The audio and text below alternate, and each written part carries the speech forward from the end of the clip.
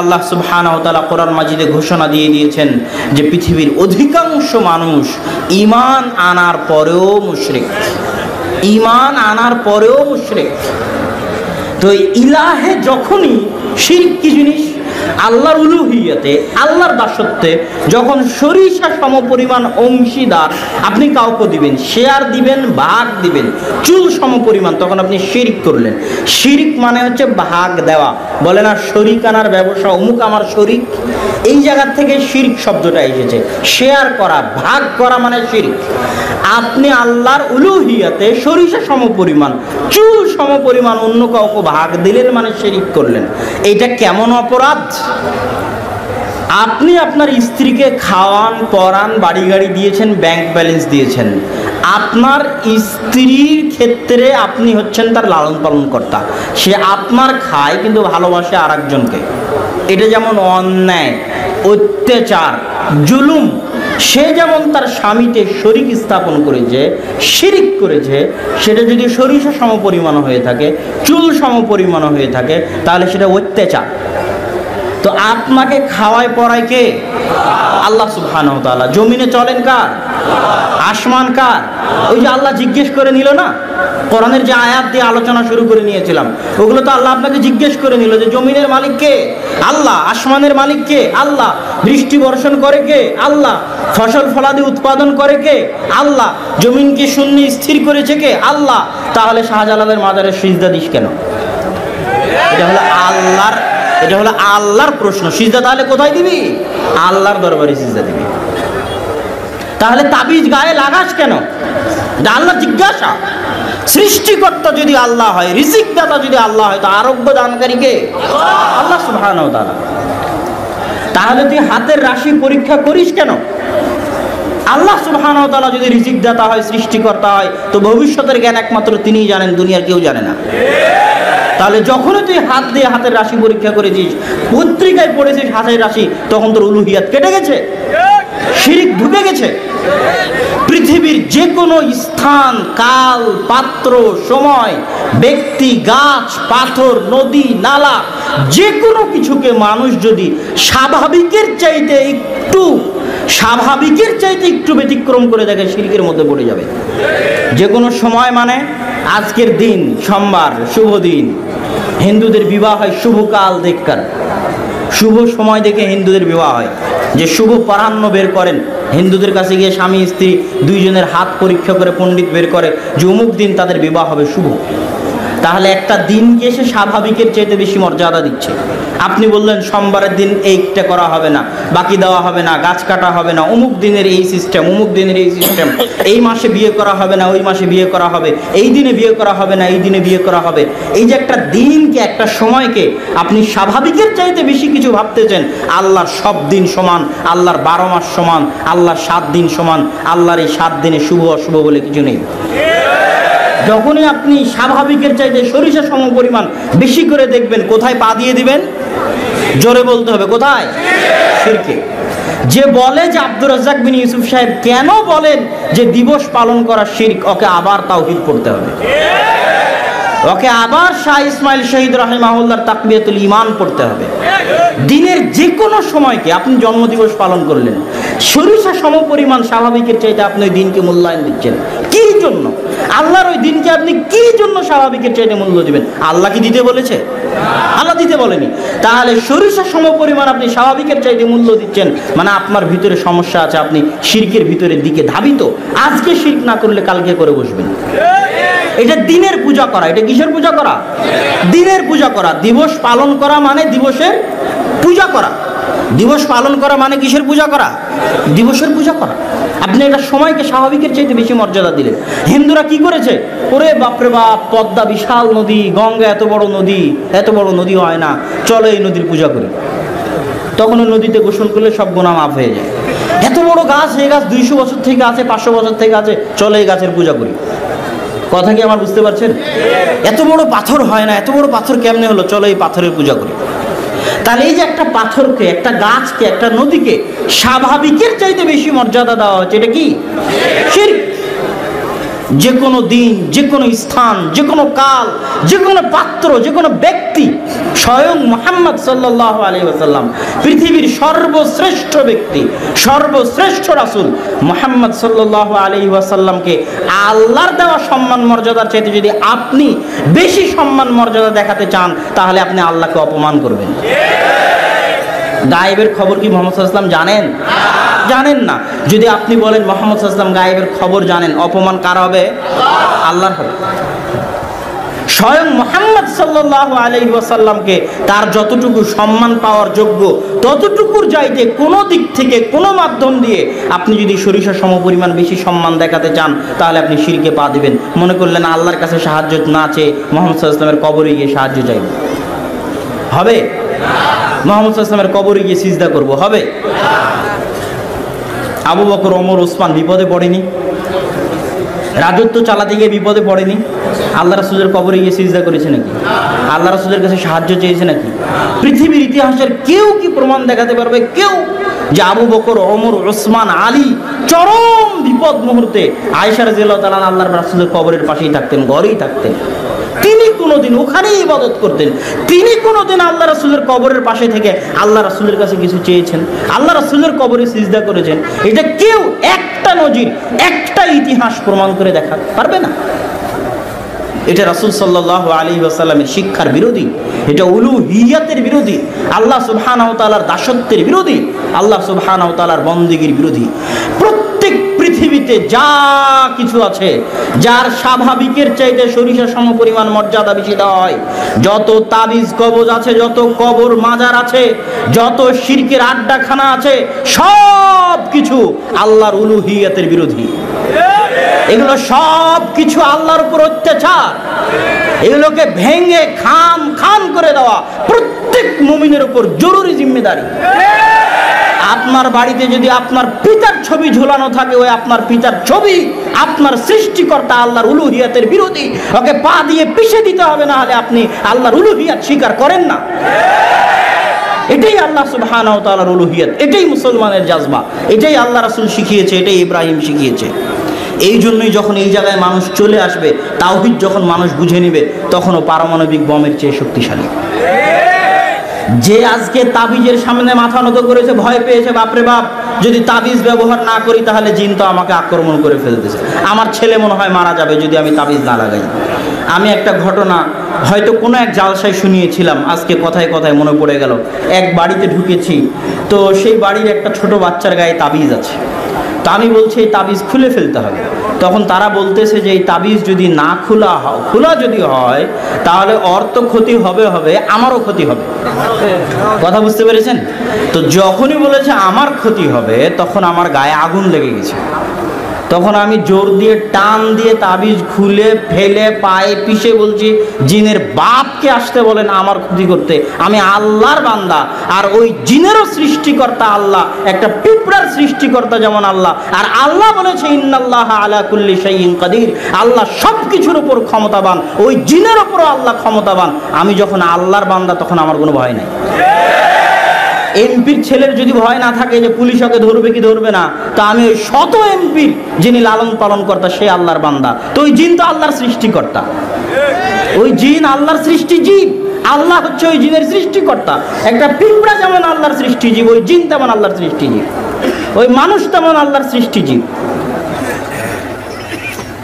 যে একবার তাবিজকে ভয় পেয়ে গেল, যে একবার জিনকে ভয় পেয়ে গেল, যে একবার কবরের সামনে মাথা নত করে ফেললো, ও অবশ্যই একদিন আমেরিকা ইসরায়েলের গোলামি করবে, অবশ্যই একদিন ভারতের গোলামি করবে, দাসত্ব করবে, অবশ্যই অমুসলিমদের পায়ের নিচে মাথা নত করবে, টাকার সামনে বিক্রি হয়ে যাবে, ক্ষমতার সামনে বিক্রি হয়ে যাবে, দাসত্বের জীবন যাপন করবে। আর যে কোনোদিন তাবিজ, কবজ, মাদুলি ইত্যাদি, কবর পূজা, মাজার পূজা ইত্যাদির সামনে মাথা নত করেনি, 100তে 100 আল্লাহর দাস, আল্লাহর গোলাম, ওকে পৃথিবীর কোনো শক্তি কিনতে পারবে না। ও পারমাণবিক বোমের চেয়ে শক্তিশালী, ওর ভাগ্যে বিজয় লেখা আছেই, ও যদি একাই থাকে তবুও ও হচ্ছে ইব্রাহিমের মতো। অতএব মুসলমানকে আসল স্বাদ নিতে হবে তাওহীদের স্বাদ। তাওহীদের স্বাদ পৃথিবীতে সবচেয়ে মজার, সবচেয়ে আসল স্বাদ। আপনাকে পৃথিবীর সব দাসত্ব থেকে মুক্ত করে দিবে, পূর্ণ আজাদ করে দিবে। স্বাধীন নিঃশ্বাসে পৃথিবীতে চলতে পারবেন। সরিষা সমপরিমাণ ভয় হবে না পৃথিবীতে চলতে, যে না জানি এই চাকরি যদি ছেড়ে দিই তাহলে মনে হয় আমার রুজি রুটি বন্ধ হয়ে যাবে। মানে আপনি আল্লাহর 100তে 100 দাসত্ব গোলামি করেন না, আপনি এখনো টাকার দাসত্বের মধ্যে আছেন, চাকরির দাসত্বের মধ্যে আছেন, আপনার পায়ে গোলামির জিঞ্জির বাঁধা আছে। আপনি যখন 100তে 100 আল্লাহর দাসত্ব বরণ করবেন তখন মরলেও হাসি মুখে মরতে পারবেন, ফাঁসির কাষ্টে গিয়েও হাসতে পারবেন। ফাঁসির কাষ্টে গিয়ে হাসতে কি লাগবে? 100তে 100 আল্লাহর দাসত্ব লাগবে। আল্লাহর সাথে মুমিন অবস্থায় সাক্ষাতের আনন্দ লাগবে। আল্লাহর দরবারে তার উলুহিয়াতে 100তে 100 বিশ্বাস করে আল্লাহর দরবারে যাওয়ার যে আনন্দ, ওই আনন্দের অনুভূতি লাগবে। তখন ফাঁসির দরবারে থাকলেও মুখে হাসি থাকবে। এটাই উলুহিয়াতের পাওয়া, এটাই আল্লাহ সুবহানাহু ওয়া তাআলার দাসত্ব একত্ববাদের পাওয়া, এটাই ইসলামের মৌলিক জিনিস। আর এই তাওহীদের এত ফজিলত, এত ফজিলত, এত ফজিলত, এত ফজিলত যে দলিল পরে দিচ্ছে, আগে শুনেন, যে একদিনও আল্লাহ সুবহানাহু ওয়া তাআলার জন্য সালাত, সিয়াম, হজ, যাকাত কিছুই আদায় করে না, ও ওর চেয়ে ভালো যে শাহজালালের মাজারে সিজদা দেয়। কথা কি আমার বুঝতে পেরেছেন? মানে আল্লাহর ইবাদত না করা আল্লাহর সাথে কাউকে শরীক করার চেয়ে ভালো। কোনো কিছুর ইবাদত করলেন না, এমনি থাকলেন দুনিয়াতে, কোনো কিছুর সামনে মাথা নত করলেন না, এমনি দুনিয়া থেকে চলে গেলেন, আল্লাহর সামনে মাথা নত করলেন না, ও ভালো ওর চাইতে যে আল্লাহ ব্যতীত অন্য কারোর সামনে মাথা নত করেছে। এই জন্য আল্লাহ সুবহানাহু ওয়া তাআলা বলেছেন, ইন্নাল্লাহা লা ইয়াগফিরু আন ইউশরাকা বিহি ওয়া ইয়াগফিরু মা দুনা যালিকা লিমান ইয়াশা। সব গুনাহ আল্লাহ ক্ষমা করে দিবেন। ইয়া বানি আদম লাউ আতাইতুমুনি, যদি কিয়ামতের মাঠে আমার সামনে আসো, বিকুরাবিল আরদি খাতায়া, আসমান জমিন ভর্তি গুনাহ নিয়ে, আর ওই গুনাহের মধ্যে যদি শিরক না থাকে তাহলে আমি আল্লাহ আসমান জমিন ভর্তি ক্ষমা নিয়ে উপস্থিত হয়ে যাব। আল্লাহ তার উলুহিয়াতকে এত ভালোবাসেন, আল্লাহ শিরক বিহীনতাকে এত ভালোবাসেন। রাসূল সাল্লাল্লাহু আলাইহি ওয়াসাল্লাম ঘোষণা দিয়ে দিলেন, শোনো, 70,000 মানুষ বিনা হিসাবে জান্নাতে চলে যাবে, হিসাবই হবে না। ওই 70,000-এর যে বৈশিষ্ট্য আল্লাহ রাসূল দিয়েছেন, যে লা ইয়াতাতায়্যারুন লা ইয়ারতাকুন, তারা রুকিয়া করে না, কুলক্ষণে বিশ্বাস করে না, লা ইয়াস্তারকুন, কারো কাছে চায় না করে, এই যে বৈশিষ্ট্যগুলো দিয়েছেন, এগুলো হচ্ছে যারা 100তে 100 আল্লাহর গোলাম, আল্লাহর দাসত্ব, পৃথিবীর সরিষা সমপরিমাণ, চুল পরিমাণ আশঙ্কা, ভীতি তাদের অন্তরে জায়গা করতে পারেনি, এই ধরনের 100তে 100 তাওহীদে বিশ্বাসী যারা, এরাই বিনা হিসেবে জান্নাতে যাবে। 100তে 100 সরিষা সমপরিমাণ এদিক ওদিক নাই। এইরকম তাওহীদে যারা বিশ্বাসী, পূর্ণাঙ্গ তাওহীদে যারা বিশ্বাসী, তাওহীদুল উলুহিয়াতে, তারা বিনা হিসাবে জান্নাতে চলে যাবে, এই ঘোষণা আল্লাহ রাসূলের দেওয়া। এরকম মানুষ খুব অল্প, খুব কম সংখ্যক। দুনিয়ার সব মানুষের মনেই কোনো না কোনো কিছুর দাসত্ব আছে, জিঞ্জির আছে, গোলামি আছে, এই জন্য বিনা হিসেবে যেতে পারবে না। তবে তারাই যেতে পারবে যারা 100তে 100 পরিপূর্ণ তাওহীদ বিশ্বাসী। সম্মানিত উপস্থিতি, তাওহীদের এত ফজিলত, তাওহীদের এত ফজিলত যে আল্লাহ সুবহানাহু ওয়া তাআলা কিয়ামতের মাঠে একজনকে ডাকবেন, আলা রুউসিল খালায়েক, সব সৃষ্টি জীবের সামনে একজনকে ডাকবেন, ডেকে বলবেন যে তোমার এই পড়ো, তোমার আমলনামা। তখন সে তার আমলনামা পড়বে। আল্লাহ সুবহানাহু ওয়া তাআলা তাকে জিজ্ঞাসা করবেন যে এগুলো কি তুমি করেছো? তুমি কি অস্বীকার করবে? অস্বীকারও করবে না। কোনো অজুহাত আছে? কোনো অজুহাতও নাই। অস্বীকারও করবে না, কোনো অজুহাতও নাই যে আল্লাহ এই কারণে করেছিলাম, এই সমস্যায় করেছিলাম, কোনো অজুহাতও নাই। তখন আল্লাহ সুবহানাহু ওয়া তাআলা একটা বিতাকা বের করতে বলবেন। ওই বিতাকা এক পাল্লায় রাখা হবে তার সব গুনাহ, আর এক পাল্লায় রাখা হবে ওই বিতাকা, ওই কাঠের পাল্লা ভারী হয়ে যাবে, সব গুনাহের পাল্লা হালকা হয়ে যাবে। তখন ওই বিতাকা খুলে দেখা হবে, সেটাতে আছে কালিমা লা ইলাহা ইল্লাল্লাহ, আল্লাহর 100তে 100 উলুহিয়া। যারা আল্লাহ সুবহানাহু ওয়া তাআলার শানে কোনোদিন শিরক করেনি, যারা আল্লাহ সুবহানাহু ওয়া তাআলার শানে কোনোদিন কাউকে শরীক স্থাপন করেনি, তারা, তাদের যদি গুনাহ থাকেও আল্লাহ সুবহানাহু ওয়া তাআলা তাদের গুনাহ ক্ষমা করে দিবেন।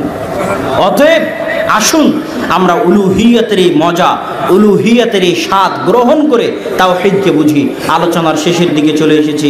তাওহীদুল আসমাই ওয়া সিফাত, আল্লাহ সুবহানাহু ওয়া তাআলার নাম ও গুণাবলী, তৃতীয় প্রকার তাওহীদ। আল্লাহকে চিনতে হলে আল্লাহর নাম ও গুণাবলী জানতে হবে। আল্লাহর নাম ও গুণাবলীর মাধ্যমে আপনি আল্লাহকে চিনতে পারবেন। আল্লাহর নাম ও গুণাবলীর ফজিলত এত বেশি, এত বেশি যে কেউ যদি 3 বার কুল হুয়াল্লাহু আহাদ পড়ে, এই সূরা পড়ে, সে যেন কোরআন, পরিপূর্ণ কোরআন একবার পাঠ করার সমান নেকি পাবে। সূরা ইখলাসে কি আছে? কিছুই নাই, আল্লাহর নাম ও গুণাবলী ছাড়া। কুল হুয়াল্লাহু আহাদ, বলো আল্লাহ এক, আল্লাহুস সামাদ, আল্লাহ অমুখাপেক্ষী, আল্লাহ কারো কোনো কিছুর মুখাপেক্ষী নন। লাম ইয়ালিদ ওয়া লাম ইউলাদ, আল্লাহ কাউকে জন্ম দেননি, আল্লাহকে কেউ জন্ম দেয়নি। ওয়া লাম ইয়াকুল লাহু কুফুয়ান আহাদ, তিনি কারো মতো নন, তার মতো কেউ নয়। এই যে 4-5টা শর্ত, আপনি কারো যদি ইবাদত করতে যান, কারো সামনে নত হতে যান, কারো কাছে কিছু চাইতে যান, এই 4টা শর্ত আপনাকে পূরণ করতে হবে।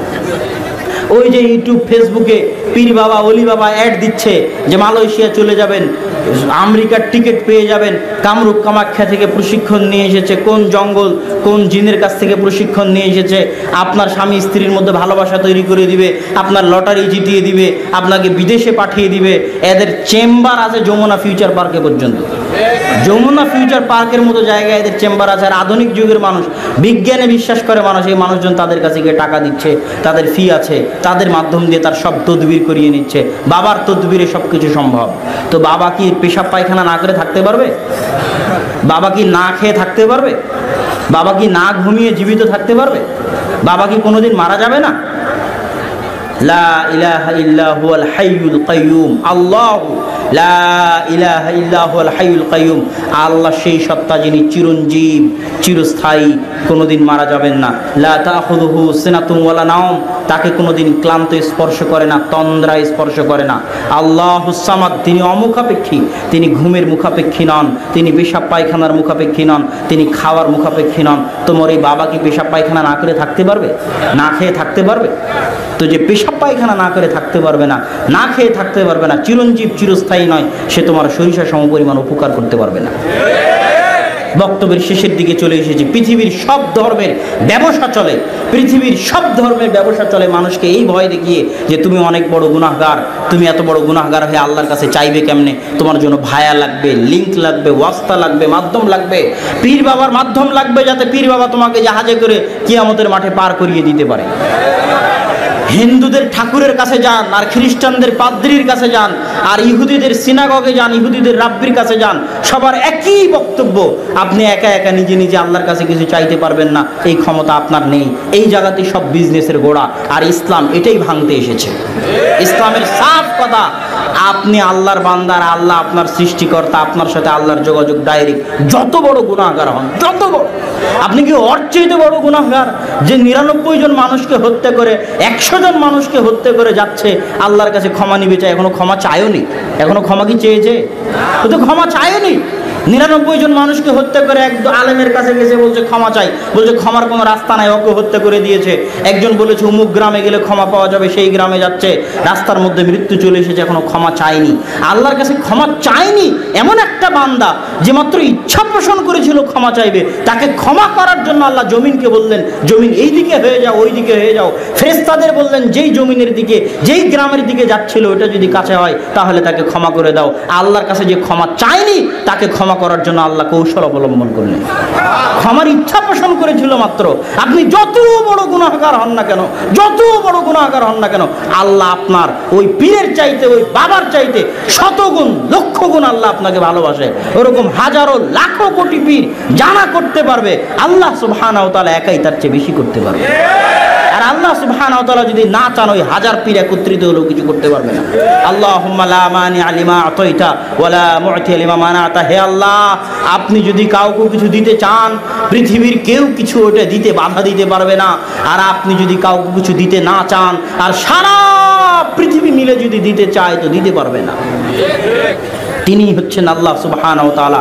আল্লাহর কাছে আপনি চাইবেন ডাইরেক্ট, কোনো পীরের রাস্তা লাগবে না, কোনো হুজুর, কোনো বাবার রাস্তা লাগবে না। এরা সব ব্যবসা করে, ব্যবসার জন্য এই মাধ্যম টিকিয়ে রেখেছে। আর কিয়ামতের মাঠে কেউ জাহাজ নিয়ে কাউকে পার করতে পারবে না। কিসের পীর বাবা, কিসের ওলি বাবা, আর কিসের মাজারের বাবা? কিয়ামতের মাঠে নবীরা থাকবে বিপদে। আদম আলাইহিস সালাতু ওয়াস সালাম আল্লাহর সাথে কথা বলার সাহস করবেন না। মুমিনরা গিয়ে আদম আলাইহিস সালাতু ওয়াস সালামকে বলবে, যান আল্লাহর সাথে কথা বলেন। আজ যেন আল্লাহ বিচার শুরু করে, বিচারের অপেক্ষায় থেকে থেকে মানুষ ক্লান্ত হয়ে যাবে, এত ক্লান্ত হয়ে যাবে, এত ক্লান্ত হয়ে যাবে যে জাহান্নামে চলে গেলেও রাজি আছি, তবুও বিচার হোক। বিচার যদি জাহান্নাম হয় তবুও বিচার হোক। বিচারের অপেক্ষায় থেকে মানুষ ক্লান্ত হয়ে যাবে। কিন্তু কে বলবে আল্লাহকে বিচারের মাঠে?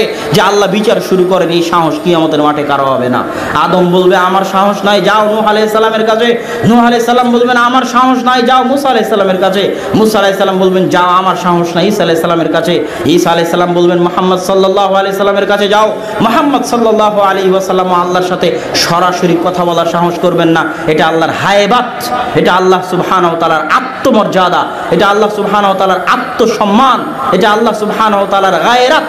মুহাম্মদ সাল্লাল্লাহু আলাইহি ওয়াসাল্লাম কথা না বলে সরাসরি সিজদায় পড়ে যাবেন।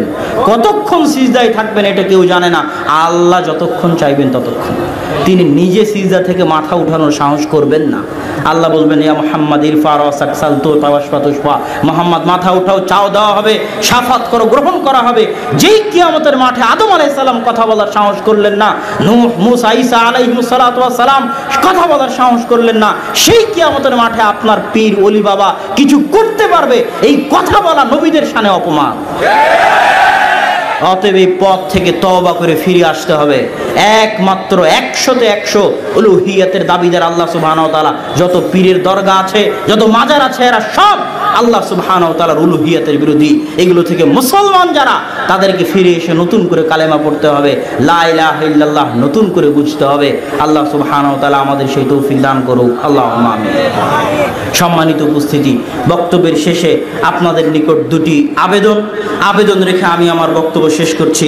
একটা আবেদন হচ্ছে, যারা ব্রাহ্মণবাড়িয়ার মতো জায়গায় পবিত্র কোরআন এবং সহিহ হাদিসের দাওয়াত দিয়ে যাচ্ছেন, সেটা কসবা তাওহীদ ফাউন্ডেশনের অধীনে হোক অথবা আরও দিনী ভাই যারা কোরআন সুন্নাহ ফাউন্ডেশন, আমাদের জেদ্দার সাইদ ভাই সহ আরও যারা আছেন কোরআন সুন্নাহ ফাউন্ডেশনের অধীনে দাওয়াতি কাজ করছেন, আমি সকলকে, সেটা যে ফাউন্ডেশনের অধীনেই হোক, যারাই দাওয়াতি কাজে জড়িত আছেন, আজকের কসবা তাওহীদ ফাউন্ডেশনও এই বিশাল সম্মেলনের আয়োজন করেছে, সকলকে বলবো আপনারা মসজিদ ভিত্তিক ইসলামের এই দাওয়াতকে প্রচার করুন। তাওহীদের এই দাওয়াতের প্রচারে এগিয়ে যান ইখলাসের সাথে। যদি ইখলাস না থাকে আপনার দাওয়াত টিকবে না, দাওয়াত হারিয়ে যাবে। যদি আপনার পিছনে টাকার লোভ থাকে, নেতৃত্বের লোভ থাকে, ক্ষমতার লোভ থাকে, সম্মানের লোভ থাকে, কমিটির ভয় থাকে, নেতা নেত্রীর ভয় থাকে, আপনি দাওয়াতের মাঠে টিকতে পারবেন না। আপনার দাওয়াত সাময়িক মানুষকে আনন্দ দিতে পারে, সাময়িক মানুষের কাছে জনপ্রিয় হয়ে যেতে পারে, কিন্তু স্থায়ী কোনো কার্যকর বলে গণ্য হবে না। আপনার দাওয়াত তখনই স্থায়ী হবে যখন আপনি ইখলাসের সাথে দাওয়াত দিবেন। আর দাওয়াত দিতে গিয়ে সবচেয়ে যেটা বেশি মাথায় রাখতে হবে, সেটা হচ্ছে কাউকে আঘাত দিয়ে কথা বলা যাবে না। আঘাত দিয়ে কথা বললে দাওয়াতের পরিবেশ নষ্ট হয়ে যায়। আঘাত দিয়ে কথা বলা যাবে না।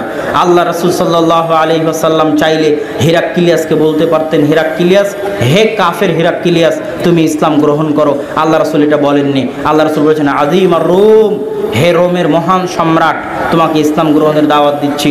তাকে মহান সম্রাট বলে আল্লাহ রাসূল ক্ষমা দেখিয়ে তার সম্মান দেখিয়েছেন। মুসা আলাইহিস সালাতু ওয়াস সালামকে আল্লাহ বলেননি যে যাও ফেরাউনকে গিয়ে বলে, এই ফেরাউন, এই কাফের ফেরাউন, মুশরিক ফেরাউন, তুই যদি ইসলাম গ্রহণ না করিস এই করবো সেই করবো, ইসলাম গ্রহণ কর। তা না বলে আল্লাহ বলেছেন তুমি নরম ভাষায় ফেরাউনের সাথে কথা বলবে। অত বড় কাফের হওয়ার পরেও, অত বড় পাপিষ্ঠ হওয়ার পরেও আল্লাহ নরম ভাষায় কথা বলতে বলেছেন। তাই আপনারা যেহেতু ব্রাহ্মণবাড়িয়াতে আছেন, আশেপাশে যারা আছে, যতার যেই হোক না কেন, তাদের সাথে নরম ভাষায় আন্তরিকতার সাথে আপনাদেরকে দাওয়াতি কাজ করতে হবে, ইখলাসের সাথে দাওয়াতি কাজ করতে হবে, জীবন বাজি রেখে দাওয়াতি কাজ করতে হবে। আর আপনাদের সকলের প্রাণের প্রিয় প্রতিষ্ঠান আল জামিয়া সালাফিয়া রূপগঞ্জ নারায়ণগঞ্জে আগামী 4-5 মার্চ রোজ বৃহস্পতি শুক্রবার সালাফি কনফারেন্স, আমার পক্ষ থেকে, আব্বুর পক্ষ থেকে, জামিয়া সালাফিয়ার পক্ষ থেকে আপনাদের সকলের দাওয়াত থাকলো। আশা করি ইনশাআল্লাহ যাবেন। কি বলেন? ইনশাআল্লাহ। আল্লাহ সুবহানাহু ওয়া তাআলা আপনাদেরকে কবুল করুক। যাওয়ার সময় মাসিকাল ইতিসাম এবং আমার একটা নতুন বই রিজিক যদি থাকে তাহলে নিয়ে যাওয়ার চেষ্টা করবেন। আল্লাহ সুবহানাহু ওয়া তাআলা আমাদের সকলকে তাওহীদ বুঝে তাওহীদের উপর যেন আল্লাহ আমাদের মৃত্যু দান করে, আল্লাহুম্মা আমিন। এবং সকল মুসলমানকে যেন আল্লাহ তাওহীদ বুঝার তৌফিক দান করে, আল্লাহুম্মা আমিন। ওয়া আখিরু দাওয়ানা আলহামদুলিল্লাহি রাব্বিল আলামিন। আসসালামু আলাইকুম ওয়া রাহমাতুল্লাহি ওয়া বারাকাতুহু।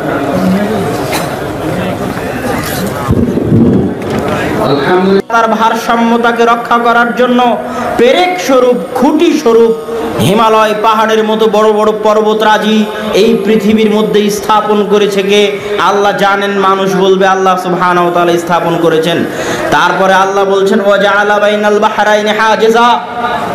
দুনিয়ার মানুষ দুই সমুদ্রের মাঝে, দুই নদীর মাঝে, নদী ও সমুদ্রের পানির মাঝে একটা লোনা পানি আর একটা মিষ্টি পানি, দুই সমুদ্র দুই নদীর পানির মাঝে, সমুদ্র আর নদীর পানির মাঝে আর সৃষ্টি করেছে কে? একটা আর একটার পাশাপাশি আছে, তবুও একটা আর একটার সাথে মিলে যায় না। আল্লাহ জানেন। দুনিয়ার মানুষ উত্তরে বলবে আর সৃষ্টি করেছেন আল্লাহ সুবহানাহু ওয়া তাআলা। এতগুলো কথা বলার পর আবার আগের আয়াতে আল্লাহ যে জিজ্ঞাসা করেছিলেন, ওই জিজ্ঞাসা আবার এই আয়াতেই করতেছেন, আ ইলাহুম মা'আল্লাহ। দুনিয়ার মানুষ, পৃথিবীকে স্থিরকারী সত্তা যদি আমি হই, পৃথিবীর বুকে নদী নালা প্রবাহিতকারী সত্তা যদি আমি হই, পৃথিবীর বুকে পাহাড় স্বরূপ পেরেক স্থাপনকারী যদি আমি হই, পৃথিবীর বুকে নদী সমুদ্রের মাঝে আর স্থাপনকারী যদি আমি হই, আ ইলাহুম মা'আল্লাহ, আমি ব্যতীত কি কোনো ইলাহ থাকতে পারে?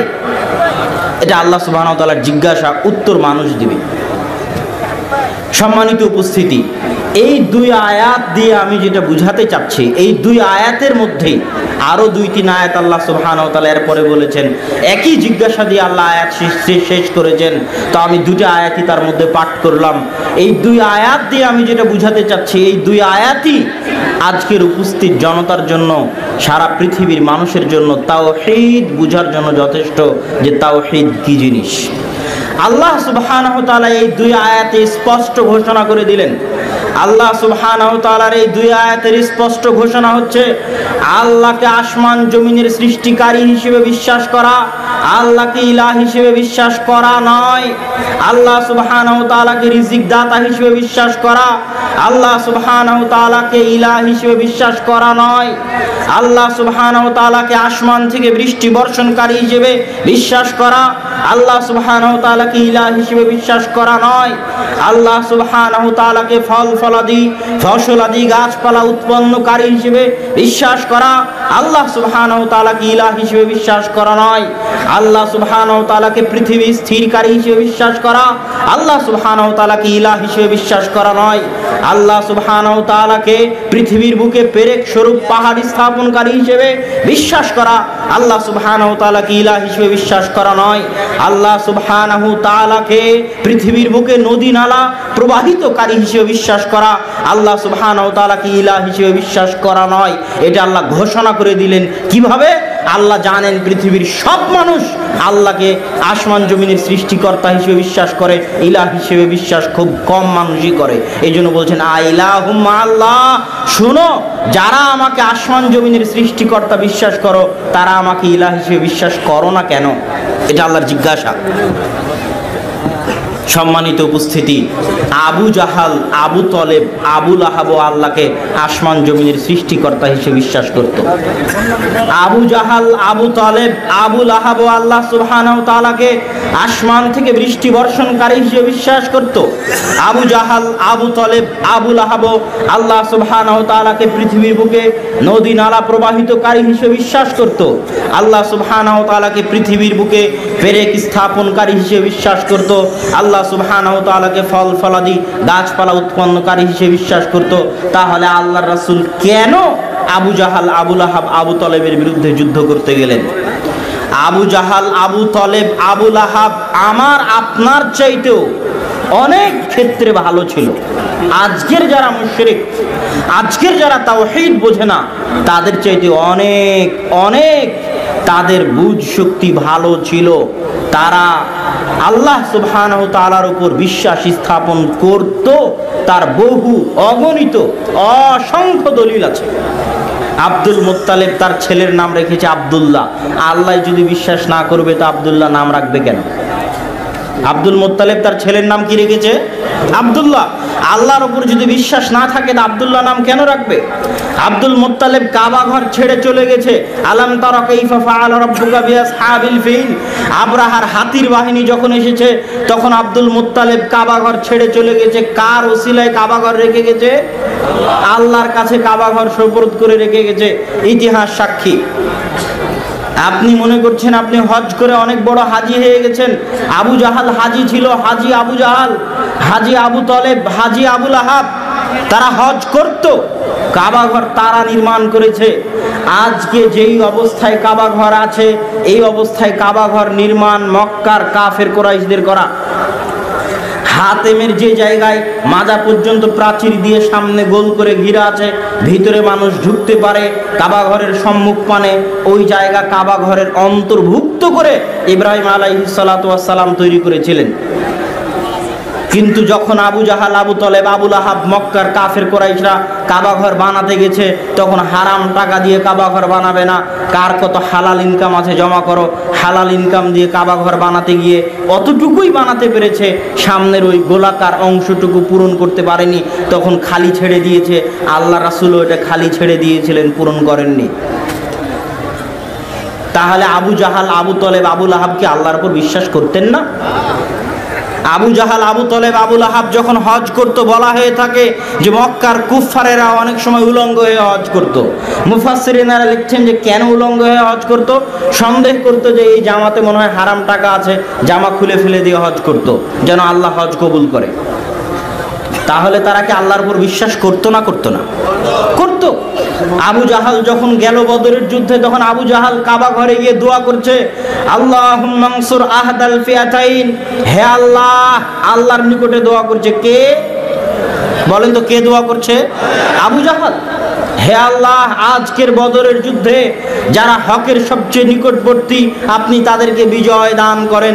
দোয়া করছে আবু জাহাল, দোয়া করছে আল্লাহর নিকটে, অথচ আবু জাহালের বিরুদ্ধে যুদ্ধ করছে মুহাম্মদ সাল্লাল্লাহু আলাইহি ওয়াসাল্লাম।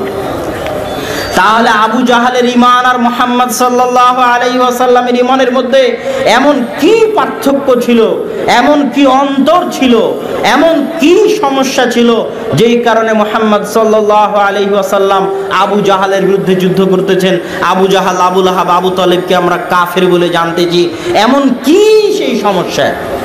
সেই সমস্যাটি আল্লাহ পরের আয়াতে বলেছেন, আ ইলাহুম্মা আল্লাহ, আমাকে যখন সৃষ্টিকর্তা মানো, আমাকে যখন রিজিক দাতা মানো, তখন আমি ব্যতীত আর কি কোনো ইলাহ হতে পারে? মানুষ মনে করেছে আল্লাহকে রব হিসেবে মেনে নিয়েছি মানে আমি মুসলমান। আপনার ব্রাহ্মণবাড়িয়ার শত হাজারো লাখো মানুষ মনে করেছে আমি আল্লাহকে জীবন দানকারী, মৃত্যু দানকারী মেনে নিয়েছি মানে আমি মুসলমান হয়ে গেছি। তাহলে আপনার আর আবু জাহালের মধ্যে পার্থক্যটা কোথায়? আবু জাহালও তো আল্লাহকে জীবন দানকারী আর মৃত্যু দানকারী বলে বিশ্বাস করত। সমস্যা হচ্ছে আপনি এখনো বুঝেননি ইলাহ কাকে বলে, উলুহিয়াত কাকে বলে। আপনি যে রোজ পড়তেছেন লা ইলাহা ইল্লাল্লাহ, জিকির করতেছেন লা ইলাহা ইল্লাল্লাহ, তো এই অর্থটা কি, ইলাহ মানেটা কি, এটা আপনি এখন পর্যন্ত বুঝতে পারেননি। এইটা বুঝাটাই হচ্ছে তাওহীদ, এটা বুঝাটাই হচ্ছে প্রকৃত মুমিন হওয়া। এই ইলাহের জায়গায় আবু জাহাল আর মুহাম্মদ সাল্লাল্লাহু আলাইহি ওয়াসাল্লামের ঈমানের পার্থক্য। আল্লাহ সুবহানাহু ওয়া তাআলা কোরআনের সূরা ফাতিহাতে বলছেন, আলহামদুলিল্লাহি রাব্বিল আলামিন, প্রশংসা রব্বুল আলামিনের, আলামিনের রবের। আল্লাহ বলেননি আলহামদুলিল্লাহি রাব্বিল মুসলিমিন, আলহামদুলিল্লাহি রাব্বিল মুমিনিন, আলহামদুলিল্লাহি রাব্বিল মুজাহিদিন, আলহামদুলিল্লাহি রাব্বিল মুহাজিরিন ওয়ান নাসারা। প্রশংসা মুমিনদের রবের, প্রশংসা মুসলমানদের রবের, প্রশংসা মুজাহিদদের রবের, প্রশংসা আনসারি মুহাজিরদের রবের। এটা আল্লাহ সুবহানাহু ওয়া তাআলা বলেননি, বলেছেন আলামিন, আসমান জমিন এবং তার মাঝে যা কিছু আছে তাদের সকলের রব। মানে ইহুদিরও রবকে, রব মানে লালন পালন কর্তা। রব্বির হামহুমা কামা রব্বায়ানি, রব্বি হে লালন পালন কর্তা, ইরহামহুমা তাদের উপর দয়া করুন, কামা রব্বায়ানি যেমন ভাবে তারা আমাদের লালন পালন করেছিল। দুটোই রব। রব্বি হে লালন পালন কর্তা, দয়া করুন তাদের প্রতি, রব্বায়ানি যেমন ভাবে তারা লালন পালন করেছিল আমাকে ছোট অবস্থায়। তো রব মানে লালন পালন করেন যিনি, খেতে দেন যিনি, জীবন মৃত্যুর মালিক যিনি, রুজি রুটি দেন যিনি, বৃষ্টি বর্ষণ করেন যিনি, ফসল ফলাদি উৎপন্ন করেন যিনি, তিনি রব। তো যে আল্লাহ সুবহানাহু ওয়া তাআলাকে রোজ গালি দেয়, ওরও জীবন মৃত্যুর মালিক কে? আল্লাহ। যে ইহুদি, যে খ্রিস্টান, ওরও রিজিক দাতাকে? আল্লাহ। এই জন্য আল্লাহ রব্বুল আলামিন, আসমান জমিন এবং তার মাঝে যা কিছু আছে সকলের লালন পালন কর্তা। ওমা মিন দাব্বাতিন ফিল আরদি ইল্লা আলাল্লাহি রিজকুহা, জমিনের বুকে বিচরণ করে, দাব্বা মানে বিচরণ করা, দাব্বাতিন মানে বিচরণকারী, জমিনের বুকে চলে বিচরণ করে এরকম কোন পশু পাখি কীট পতঙ্গ পোকামাকড় মানুষ জীবজন্তু নাই যাদের রিজিকের দায়িত্ব আল্লাহ বহন করেন না। ইনি হচ্ছেন রব, রব্বুল আলামিন। তার এক দয়ায় 99 ভাগ দয়া আল্লাহ কিয়ামতের জন্য রেখে দিয়েছেন, 1 ভাগ দয়ায় দুনিয়ার কাফের মুশরিকও খেতে পায়, তাদেরও তিনি রব। কিন্তু তিনি ইলাহ, সবাই তাকে ইলাহ মানে না। সবাই তাকে কি মানে না? ইলাহ মানে না। এই জন্য আল্লাহ সুবহানাহু ওয়া তাআলা কালেমা দেননি যে লা রাব্বা ইল্লাল্লাহ, আল্লাহ ব্যতীত কোনো রব নেই। এটা কি কালেমা? এটা কালেমা নয়। আল্লাহ সুবহানাহু ওয়া তাআলা কালেমা দিয়েছেন লা ইলাহা ইল্লাল্লাহ। লা রাব্বা ইল্লাল্লাহ কেন বলেননি? যে যুগেই গেছেন সবাই তো আল্লাহকে রব হিসেবে মানে। আবু জাহালও আল্লাহকে রব হিসেবে মানে, আবু তালেবও আল্লাহকে রব হিসেবে মানে। আজকে আমি ব্রাহ্মণবাড়িয়াতে যদি বক্তব্য দিয়ে যাই সবাই আল্লাহকে রব হিসেবে মানেন। আল্লাহ রিজিক দাতা, জীবন দানকারী, মৃত্যু দানকারী। কোনো বেদাতি মুশরিকের সরিষা সমপরিমাণ সমস্যা হবে না, হবে না। কেন? তারা সবাই আল্লাহকে রব হিসেবে মানে। ইলাহের আলোচনায় যখনই ঢুকবো তখন আবু জাহাল, আবু লাহাবের যেমন সমস্যা হয়েছিল, ব্রাহ্মণবাড়িয়ারও একদল মানুষের সমস্যা হবে। এটাই হচ্ছে ইলাহ, উলুহিয়্যাহ। ইলাহ কাকে বলে? ইলাহ মানে মানুষ বিপদে আপদে পড়ে, সমস্যায় পড়ে যার নিকটে আশ্রয় স্থাপন করে, আশ্রয় চায়, যার নিকটে ফিরে যায়, যার ইবাদত করে, তিনি হচ্ছেন ইলাহ, উলুহিয়্যাহ। যার দাসত্ব করে, যার বান্দেগি করে, যার ইবাদত করে, যার সামনে মাথা নত করে, যার সামনে হাত পাতে, তাকে বলা হয় ইলাহ।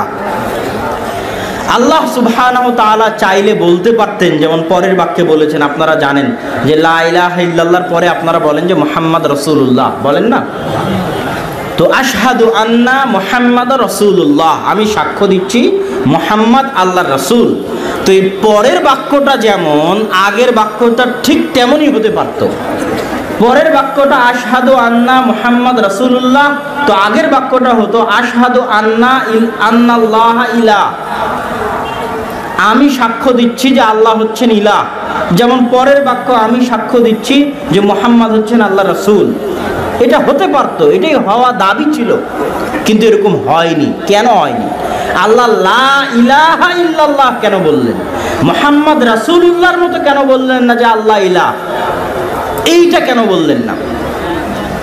আজকে আমি আপনার ব্রাহ্মণবাড়িয়া কসবায় বক্তব্য দিতে এসেছি। আমার আগে শ্রদ্ধেয় শায়েখ ডক্টর আবু বকর জাকারিয়া হাফিজাহুল্লাহ বক্তব্য দিয়ে গেলেন। তার আগে ডক্টর ইমামউদ্দিন বিন আব্দুল বাসির বক্তব্য দিয়ে গেছিলেন। তো যখন ডক্টর ইমামউদ্দিন বিন আব্দুল বাসির আসছে তখন আপনি তাকে বলেছেন, শায়েখ আমি আপনাকে ভালোবাসি, আপনার বক্তব্য শুনি। আবু বকর জাকারিয়া যখন আসছে তখন আবু বকর জাকারিয়া শায়েখকে আপনি বলেছেন, শায়েখ আমি আপনাকে ভালোবাসি, আমি আপনার বক্তব্য শুনি। এবার আমি যখন আসলাম আমাকে নেমে যাওয়ার সময় বলবেন, শায়েখ আমি আপনাকে ভালোবাসি, আমি আপনার বক্তব্য শুনি। এবার আব্দুর রাজ্জাক বিন ইউসুফ যখন নেমে যাবে তাকে বলবেন, শায়েখ আমি আপনাকে ভালোবাসি, আমি আপনার বক্তব্য শুনি। তো আমি আপনাকে ভালোবাসি, আমি আপনার বক্তব্য শুনি, এই কথা সারা বাংলাদেশের সব শায়েখকে বলা যাবে। কথা কি আমার বুঝতে পারছেন? এই কথা সারা বাংলাদেশের সব শায়েখকে বলা যাবে। আল্লাহ আপনি ইলাহ, তার আগে বলি মুহাম্মদ সাল্লাল্লাহু আলাইহি ওয়াসাল্লাম আপনি আল্লাহ রাসূল, এই কথা মুহাম্মদ সাল্লাল্লাহু আলাইহি ওয়াসাল্লামকে বলা যাবে। মুসা আলাইহিস সালাম আপনি আল্লাহ রাসূল, এই কথা মুসা আলাইহিস সালামকেও বলা যাবে। ঈসা আলাইহিস সালাম আপনি আল্লাহ রাসূল, এই কথা ঈসা আলাইহিস সালামকেও বলা যাবে। নূহ আলাইহিস সালাম আপনি আল্লাহ রাসূল, এই কথা নূহ আলাইহিস সালামকেও বলা যাবে। কথা কি আমার বুঝতে পারছেন? আর আপনি যদি বলেন আল্লাহ আপনি ইলাহ, এই কথা আল্লাহকেও বলা যাবে। আল্লাহর কাছ থেকে সরে গিয়ে আরেকজনকে বলবেন যে আব্দুল কাদের জিলানী আপনি হলেন ইলাহ, ওখান থেকে সরে গিয়ে শাহজালালের কবরে গিয়ে বলবেন আপনি হলেন ইলাহ, ওখান থেকে পীরের কাছে গিয়ে বলবেন যে আপনি হলেন ইলাহ, ওখান থেকে তাবিজের কাছে গিয়ে বলবেন যে আপনি হলেন ইলাহ। কথা বুঝতে পারছেন? আন্নাল্লাহ ইলাহ, আল্লাহ ইলাহ, এই কথা বললে সবার সামনে বলা যেত। যেমন রাসূলুল্লাহ, মুহাম্মদ রাসূলুল্লাহ, যুগ পরিবর্তন হয়েছে, পরিবর্তন হতে থেকেছে। মুসা রাসূলুল্লাহ, ঈসা রাসূলুল্লাহ, নূহ রাসূলুল্লাহ চেঞ্জ হতে থেকেছে। শত রাসূল, শতবার বাক্য পরিবর্তন হচ্ছে। এইটার যেন আপনি সুযোগ না পান, এই জন্য বাক্যটা উল্টে গেছে। বাক্যটা এইভাবে হয়েছে, লা ইলাহা, দুনিয়ার যত কিছুকে তুমি ইলাহ মানো, ইলাহের মর্যাদা দাও, সরিষা সমপরিমাণ উলুহিয়াতের মর্যাদা দাও, চুল সমপরিমাণ উলুহিয়াতের মর্যাদা দাও, ওই সমস্ত ইলাহকে আগে লাথি দিয়ে, পা দিয়ে, পিষে ভেঙে চুরমার করতে হবে, তারপরে বলতে হবে যে সব বাদ, একমাত্র ইলাহ হচ্ছেন আল্লাহ সুবহানাহু ওয়া তাআলা। এটা হলো লা ইলাহা ইল্লাল্লাহর অর্থ। লা ইলাহা ইল্লাল্লাহ বললে অন্য কারো মাঝে উলুহিয়াত ঢুকানোর সরিষা সমপরিমাণ, চুল সমপরিমাণ সুযোগ থাকবে না যে আল্লাহ কাউকে মানি না, শুধু আপনার উলুহিয়াতকে মানি। এটা হলো লা ইলাহা ইল্লাল্লাহ। আল্লাহ সুবহানাহু ওয়া তাআলা কোরআনে বলতে পারতেন যে না'বুদুকা ওয়া নাস্তাঈনুকা, হে আল্লাহ আমি আপনার ইবাদত করি, আমি আপনার নিকটে সাহায্য চাই, সেটা না বলে আল্লাহ বললেন ইয়্যাকা না'বুদু ওয়া ইয়্যাকা নাস্তাঈন। কেন আমি আপনার ইবাদত করে আমি আপনার সাহায্য চাই, এটা সবাইকে বলা যাবে, এমন কেউ নাই যাকে বলা যাবে না, সবার সামনে গিয়ে বলা যাবে আমি আপনার ইবাদত করি, আমি আপনার সাহায্য চাই। এই অনুবাদ করলে অনুবাদ ভুল হবে, ইয়্যাকা না'বুদু ওয়া ইয়্যাকা নাস্তাঈন। এই বাক্যের অর্থ হচ্ছে যে আল্লাহ শুধুই শুধু, অনলি ওয়ান, একমাত্র আপনারই ইবাদত করি, আপনার কাছেই চাই, আপনি ব্যতীত অন্য কারো ইবাদত করি না, অন্য কারো কাছে যাই না। এটা হলো ইয়্যাকা না'বুদু ওয়া ইয়্যাকা নাস্তাঈনের অর্থ। এটা হলো ইলাহ, যে আল্লাহ সুবহানাহু ওয়া তাআলা ইলাহ। আল্লাহ সুবহানাহু ওয়া তাআলার এই উলুহিয়াতের এই দাওয়াত হচ্ছে তাওহীদের মৌলিক দাওয়াত। আল্লাহ সুবহানাহু ওয়া তাআলার দায়িত্ব হচ্ছে রব, আল্লাহ মানুষকে খাওয়াবেন, পড়াবেন, লালন পালন করবেন, এটা তার দায়িত্ব। আর আল্লাহকে ইলাহ হিসেবে মানবে, এটা কার দায়িত্ব? বান্দার দায়িত্ব। ওয়ামা খালাকতুল জিন্না ওয়াল ইনসা ইল্লা লিয়াবুদুন, আমি জিন আর মানুষকে সৃষ্টি করেছি আমার দাসত্ব করার জন্য। যদি অনুবাদ করতাম আমার ইবাদত করার জন্য, তাহলে আপনি বুঝতেন মসজিদে ঢুকে বের হয়ে গেলাম, ইবাদত শেষ। সিয়াম পালন করলাম রমজান মাসে, ইবাদত শেষ, মসজিদের বাইরে আর ইবাদত বলে কিছু নাই। এই জন্য অনুবাদ করলাম ওমা খালাকতুল জিন্না ওয়াল ইনসা ইল্লা লিয়াবুদুন, আমি জিন আর মানুষকে সৃষ্টি করেছি আমার দাসত্ব করার জন্য। দাসত্ব মানে 24 ঘন্টা, দাসত্ব মানে সকাল থেকে সন্ধ্যা পর্যন্ত, দাসত্ব মানে জন্ম থেকে মৃত্যু পর্যন্ত, দাসত্ব মানে মাথার চাঁদি থেকে পায়ের পাতা পর্যন্ত, সর্বাবস্থায় সকল ক্ষেত্রে, মসজিদে, বাজার ঘাটে, স্কুল কলেজে, ব্যাংক ব্যালেন্সে, কোর্ট কাচারিতে, সর্বত্র আল্লাহর দাসত্বের নাম হচ্ছে দাসত্ব। এটার নাম হচ্ছে উলুহিয়া, এটার নাম হচ্ছে আল্লাহর দাসত্ব। সম্মানিত উপস্থিতি, মানুষ মনে করে যে আমি কেমনে আল্লাহ সুবহানাহু ওয়া তাআলার দাস হতে পারি। আল্লাহর উলুহিয়াত মানা মানে আল্লাহর দাসত্ব গ্রহণ করা, বরণ করা। যে যত আল্লাহ সুবহানাহু ওয়া তাআলার বেশি দাসত্ব করতে পারবে, সে আল্লাহর তত নিকটের। এই জন্য আল্লাহর দাস, এই কথাটাই রাসূল সাল্লাল্লাহু আলাইহি ওয়াসাল্লামের সবচেয়ে প্রিয় ছিল। যে আমরা যখন কালেমা পড়ি তখন আমরা বলি কালেমা শাহাদাতের সময়, ওয়াশহাদু আন্না মুহাম্মাদান আবদুহু, যে মুহাম্মদ আল্লাহর দাস, এটা তার গুণ। আল্লাহর দাস এটা তার কি গুণ? সবচেয়ে বড় গুণ, সবচেয়ে বড় গুণ। কেননা পৃথিবীর প্রত্যেকটা মানুষ, আজকে এই মঞ্চে যত মানুষ উপস্থিত আছে, সকলেই কোনো না কোনো কিছুর দাস। সকলের পায়ে কোনো না কোনো কিছুর দাসত্বের জিঞ্জির বাঁধা আছে। কারো পায়ে টাকার দাসত্বের জিঞ্জির বাঁধা আছে, আব্দুদ দিনার, আব্দুদ দিরহাম, দিনারের দাস, দিরহামের দাস। কারো পায়ে নারীর দাসত্বের জিঞ্জির বাঁধা আছে, কারো পায়ে বিড়ি, সিগারেট, তামাক, জর্দা, গুলের দাসত্বের জিঞ্জির বাঁধা আছে, কারো পায়ে মাদক দ্রব্য, মদের জিঞ্জির বাঁধা আছে, কারো পায়ে জুয়ার আড্ডার জিঞ্জির বাঁধা আছে, কারো পায়ে মোবাইলে গেম খেলার জিঞ্জির বাঁধা আছে, কারো পায়ে ক্ষমতার দাসত্বের জিঞ্জির বাঁধা আছে। সবাই নিজ নিজ জীবনে কোনো না কোনো ক্ষেত্রে কোনো না কোনো কিছুর দাসত্ব বরণ করে আছে। কেউ স্বাধীন নয়। দাবি যতই করুক স্বাধীন, সে অন্ধকার জগতে আছে, তার নিঃশ্বাস বন্ধ, মুক্ত বাতাসে সে নিঃশ্বাস নিতে পারে না। বিড়ি না খেলে সে জীবন পরিচালনা করতে পারবে না, গেম না খেললে সে বাঁচতে পারবে না, জুয়ায় না গেলে সে বাঁচতে পারবে না, টাকা না অর্জন করলে সে বাঁচতে পারবে না। টাকার জন্য জীবন দিতে রাজি আছে, ও টাকার দাস, টাকার গোলাম, ও দাসত্ব দাসত্বের জীবন যাপন করতেছে, গোলামির জীবন যাপন করতেছে। আর পৃথিবীর সবচেয়ে স্বাধীন, সবচেয়ে আজাদ, সবচেয়ে স্বাধীন, সবচেয়ে আজাদ সেই যে 100-তে 100 আল্লাহ সুবহানাহু ওয়া তাআলার দাস। আবু বকর, ওমর, উসমান, খালিদ বিন ওয়ালিদ, আমর ইবনে আল-আস, তাদেরকে রাসূল সাল্লাল্লাহু আলাইহি ওয়াসাল্লাম এমন কোন স্বর্ণের জাদুর চাবিকাঠি দিয়ে যাননি যেটা দিয়ে তারা রোমান আর পারস্য সাম্রাজ্যকে নিজেদের পায়ে পদদলিত করে ধূলিসাৎ করে দিবেন। এরকম কোন জাদুর চাবিকাঠি রাসূল সাল্লাল্লাহু আলাইহি ওয়াসাল্লাম তাদেরকে দিয়ে যাননি। আল্লাহ রাসূল তাদেরকে দিয়ে গেছিলেন 100-তে 100 আল্লাহর দাসত্ব। 100-তে 100 আল্লাহর দাসত্বের কারণে আবু বকরের পায়ে ক্ষমতার গোলামির জিঞ্জির ছিল না যে এটা করলে ক্ষমতা হারিয়ে যেতে পারে, ক্ষমতা আগে ধরে রাখতে হবে, অতএব এটা করা যাবে না। আবু বকরের পায়ে ক্ষমতার দাসত্বের জিঞ্জির ছিল না, এটা করলে টাকা কমে যেতে পারে এই ভয় আবু বকরের ছিল না, যে এটা করলে টাকা কমে যেতে পারে, টাকার দাসত্বের জিঞ্জির আবু বকরের পায়ে ছিল না। এটা করলে ছেলে মেয়ে কি বলতে পারে, স্ত্রী পুত্র কি বলতে পারে, দেশের মানুষ কি বলতে পারে, লোকে জনে কি বলতে পারে, এটা করলে এই ক্ষতি হতে পারে, এটা করলে এই সমস্যা হতে পারে, এরকম কোন দাসত্বের জিঞ্জির আবু বকর, ওমর, উসমান, খালিদ বিন ওয়ালিদ, আমর ইবনে আল-আসের পায়ে বাঁধা ছিল না। তারা ছিল 100-তে 100 আজাদ এবং স্বাধীন মানুষ। মাঠে যখন গেছে তখন কোনো পিছুটান নাই, তখন সে পারমাণবিক বমের চেয়ে শক্তিশালী। তখন রোমান পারস্য কেন, তার চাইতে শক্তিশালী যদি কিছু আসে ধ্বংস হয়ে যাবে। আজকেও পৃথিবীর মানুষ একদল মুসলমান, পৃথিবীর যে কোনো প্রান্তের একদল মুসলমান যদি 100-তে 100 আল্লাহর দাসত্ব বরণ করতে পারে, তাদের পায়ের নিচে পৃথিবীর সকল ক্ষমতা ধ্বংস হয়ে যাবে। 100-তে 100 যদি আল্লাহর দাসত্ব বরণ করতে পারে, মানুষ পারে না। মানুষের অভাব আল্লাহর দাসত্বের জীবন যাপন করার, কেন এটার মধ্যে আসল শান্তি, আসল মুক্তি, আসল মুক্ত বাতাসের হাওয়ায় আল্লাহর উলুহিয়াতের মধ্যে রয়েছে, আল্লাহ সুবহানাহু ওয়া তাআলার দাসত্বের জীবনের মধ্যে রয়েছে। সম্মানিত উপস্থিতি, আমরা আলোচনা করছিলাম তাওহীদের, রব এবং ইলাহের পার্থক্যের।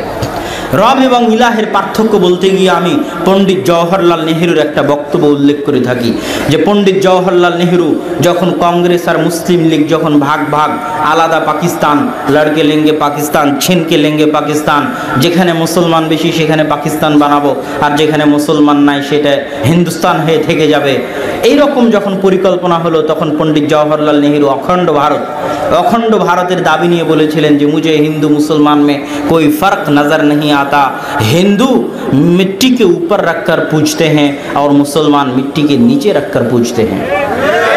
আমি পণ্ডিত জওহরলাল নেহরু হিন্দু মুসলমানের মধ্যে কোনো পার্থক্য দেখতে পাই না।